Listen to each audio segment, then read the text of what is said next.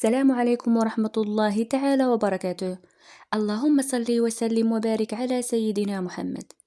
اللهم اجعل هذا الكلام نورا في القلوب وهدى للنفوس وبركة لكل من يسمعه إن شاء الله. في هذا الفيديو غادي نشارك معكم 3 عبادات عظيمة إلا حفظنا عليهم في رمضان وأديناهم بإحساس وبحضور القلب غادي يكونوا سبب في القرب من الله سبحانه وتعالى، وغادي يكونوا سبب في طمأنينة النفس وفي تغيير حقيقي في حياتنا إن شاء الله. وهادو راه عبادات كان كيقوم بهم النبي صلى الله عليه وسلم في شهر رمضان. يلا خليو قلوبكم حاضرة وخليو النية خالصة لوجه الله، وبسم الله نبدأ. هاد العبادات كان الرسول صلى الله عليه وسلم مواظب عليها كل نهار في رمضان، وخاصة انايا وانتم تحافظوا عليهم ان شاء الله.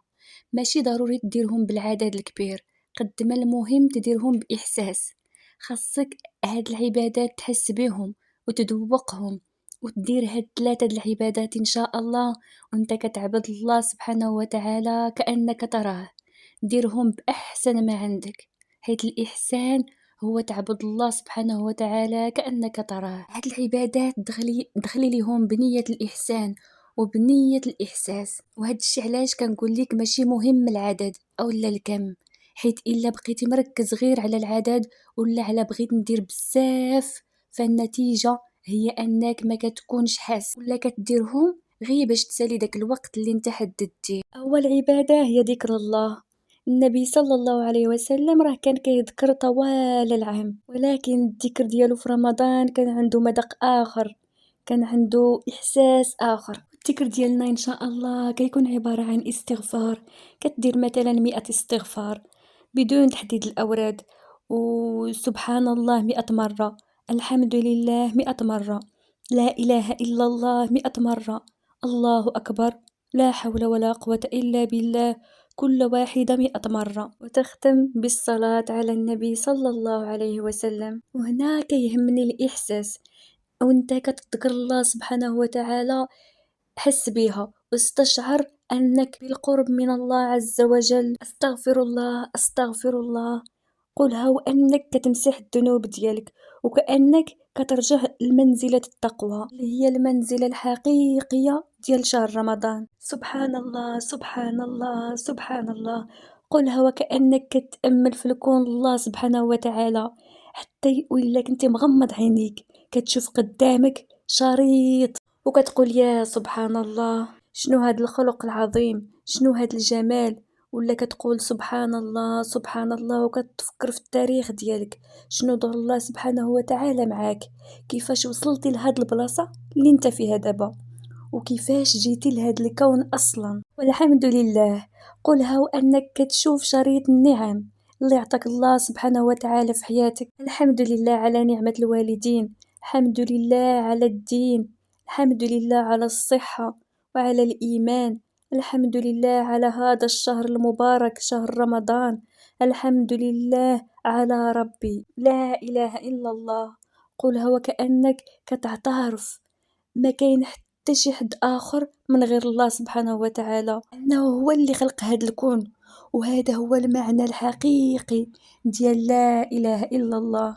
الله أكبر، ونوي أنك كتكبر الله سبحانه وتعالى في قلبك وكتكبروا في حياتك، ومن بعدها لا حول ولا قوة إلا بالله، يعني ما كاين حتى شي فاعل في الكون إلا الله سبحانه وتعالى، وما كاين حتى حاجة كتوقع في ملك الله سبحانه وتعالى إلا بالإرادة ديالو. هاد العبادة اللي ذكرنا دابا اللي هي الذكر، كان النبي صلى الله عليه وسلم حافظ عليها بقوة. المهم حط ليها انت وقت اللي بغيتي، المهم يكون عندك وقت خاص تكون فيه مركز ان شاء الله. العبادة الثانية اللي كان النبي صلى الله عليه وسلم حافظ عليها بزاف في رمضان هي الصلاة، الصلاة خصوصا قيام الليل. المهم أول حاجة بعدها اعتني بالصلوات الخمس. الاعتناء راه ماشي بأنك تطول في الصلاة، ولكن كل صلاة تعطيها حقها، تصليهم بعناية وتصليهم بخشوع، ما تكونش مهتم بصلاة التراويح أكتر من الصلوات الخمس، حيث هادو هما الفريضة وهما الأولى أنك تهتم بهم إن شاء الله. أما قيام الليل فصليه بحب، من بعد ما تصلي صلاة التراويح ديالك مع الناس ورد بالك بعدا فواحد الحاجة، صلاة التراويح راه عظيمة، ومن قام رمضان إيمانا واحتسابا غفر له ما تقدم من ذنبه. تخيلوا معايا خوتي، كل الذنوب اللي فاتوك راه كيتغفروا لك ان شاء الله. ما قيام الليل فعنده خصوصية، انت وربك بوحدك، بوحدكم، ماشي مهم يكونوا طوال، المهم انك تحس بديك الصلاة ديالك واخا غير 2 ركعات. وهذه هي العبادة الثانية، قيام الليل. قيام الليل راه دليل ان الله كيحبك، ودليل على استجابة الدعاء ان شاء الله الا داومتي عليها. والعبادة الثالثة والأخيرة إن شاء الله اللي كنوصي راسي وكنوصيكم بها في رمضان إن شاء الله هي قراءة القرآن. كرام الله، القرآن الكريم اللي قال عليه الله سبحانه وتعالى أنه شفاء، وقال عليه رحمة، وقال عليه نور، وقال عليه هدى. وننزل من القرآن ما هو شفاء ورحمة للمؤمنين، وأنزلنا إليك نورا مبينا، إن هذا القرآن يهدي للتي هي أقوم، قد جاءكم بصائر من ربكم. والبصيرة ديالنا كاملة راه كاينة في هذا الكتاب. بصراحة إلا قريتي القرآن الكريم وحاولتي تفهمه راه غادي يعاونك بزاف على الفهم وعلى ترتيب حياتك. عيشي بالقرآن وسيري صلي بالقرآن الكريم وشوفي كيفاش حياتك غادي تولي أحلى. نقول لك تقرا القرآن الكريم ماشي غير تقراه غير باش تساليه دغيا ولا تدوز عليه مرور الكرام، لا، خاصك تقراه وتدبره وتفهم المعاني ديالو.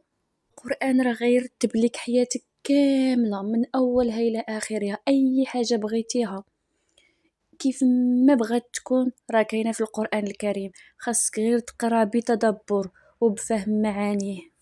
هادو ان شاء الله احسن 3 عبادات في رمضان، والعبادات اللي كان كيقوم بهم الرسول صلى الله عليه وسلم: ذكر الله سبحانه وتعالى بإحساس، والاعتناء بالصلوات ال5، وبركعتين قيام الليل. والقرآن الكريم تقراه بتدبر وبخشوع وبفهم معانيه. وفي الأخير إلا حسيتي بأن هذا الفيديو فادك ولو بحاجة بسيطة، نطلب منك تدعمه بمشاركة وتفعل الجرس باش أي حاجة لحتى إن شاء الله توصلك، وشارك الفيديو مع اللي كتحب باش يوصل لأكبر عدد من الناس ويستافدوا عن طريقي وعن طريقكم إن شاء الله، حيث الدال على الخير كفاعله.